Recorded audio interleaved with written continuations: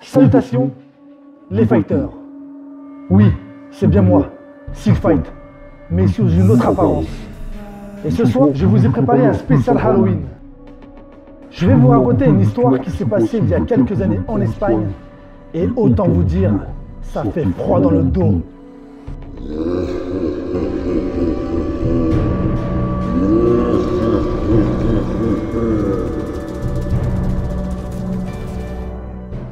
Tout commence à Bilbao, une ville au nord de l'Espagne à environ 600 km de Perpignan. Juan Carlos Aguilar, passionné de Kung-Fu depuis son enfance, part à l'âge de 26 ans réaliser son rêve, s'entraîner avec les plus grands maîtres de Kung-Fu, les moines de Shaolin. 4 mois après son départ, il serait capable de contrôler les éléments tels que le feu. Les moines l'auraient selon lui élevé au rang suprême de grand maître. Une fois rentré en Espagne, il prétend même avoir remporté le championnat du monde de Kung-Fu. Il profitera de sa notoriété montante pour se faire inviter sur des plateaux télé, ce qui lui permettra de se faire connaître encore plus. Notoriété qui l'aidera dans l'achat d'une salle d'arts martiaux à Bilbao, l'océan de la tranquillité. Par la suite, c'est plus de 300 élèves qui se mettront à suivre son enseignement. Pour Juan, tout se passe pour le mieux. Il est à l'apogée de sa carrière.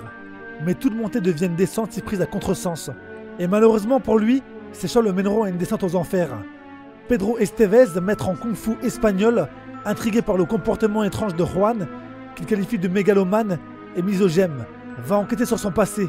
Ce qu'il découvre est pour le moins choquant. Il se trouve que Juan n'a jamais gagné de championnat du monde de kung-fu. Pire encore, contrairement à ce qu'il dit, il ne s'est jamais entraîné avec des moines de Shaolin. En revanche, il est bien parti en Chine. Indigné par ses trouvailles, Pedro qualifiera Juan de indigne à la philosophie Shaolin. Malgré ses mensonges, il ne le dénoncera pas. Il décide simplement de couper les ponts avec lui. Juan va s'enfoncer petit à petit dans un délire sectaire. Les gens ne pouvaient plus s'adresser à lui directement. Il devait passer par l'intermédiaire de ses élèves pour lui parler. Des musiques étranges sont entendues dans sa salle qu'il appelle maintenant un monastère. Il change de nom et opte désormais pour Lang Aguilar. Il développera aussi une fascination pour les couteaux.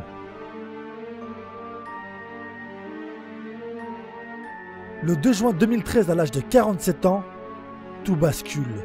Maureen Adaotuya, une femme nigériane âgée de 29 ans, est retrouvée mourante à la porte de la salle de Juan. Ce sont des voisins alertés par les cris de la jeune femme qui vont prévenir les secours. Ce jour-là, Juan est arrêté. Il aurait kidnappé, séquestré, violé et torturé Ada, qui décédera 3 jours plus tard à l'hôpital. Mais les enquêteurs ne vont pas au bout de leur surprise. Juan fera des aveux terrifiants. Il aurait tué une autre femme, Jenny Rebojo, une Colombienne de 40 ans. Il lui aurait proposé de venir travailler en tant que masseuse dans sa salle. Jenny, venant de perdre son mari et son emploi, accepte. Après ces révélations, les forces de l'ordre fouilleront ses propriétés. Des morceaux du corps de Jenny seront retrouvés, notamment sous ses tatamis. Selon les experts, il aurait tué ces femmes, déjà car pour lui elles étaient inférieures aux hommes, mais principalement dans le but de récupérer leurs ossements pour tester l'efficacité de ces techniques de combat. Les psychologues ont établi son profil mental. Il serait sain psychologiquement. Du 17 au 22 avril 2015, il sera jugé pour le meurtre de Jenny et Ada. Il arrive au procès n'éprouvant aucune empathie. Calme et serein comme le personnage qu'il a prétendu être pendant toutes ces années, il déclarera être le représentant de Bouddha sur Terre. Il sera toujours dans l'acquisissement et ne niera presque aucun fait, sauf celui de l'acharnement sur ses victimes, alors que les analyses montrent des traces de torture. Après 5 jours de procès, il écopera d'une peine de prison de 38 ans. Âgé aujourd'hui de 54 ans, il est supposé sortir de prison à ses 86 ans, s'il les atteint. Malheureusement, toutes les histoires ne se terminent pas bien. Prenez garde. Il existe des écoles d'arts martiaux qui peuvent présenter des dérives sectaires sous le contrôle de gourous ou de pseudomètres qui exercent des manipulations psychologiques sur leurs élèves. Comme vous avez pu le voir, l'habit ne fait pas le moine. Je consacrerai un sujet aux sectes dans les arts martiaux. Prenez soin de vous et des vôtres. C'était Seal Fight. À bientôt les fighters.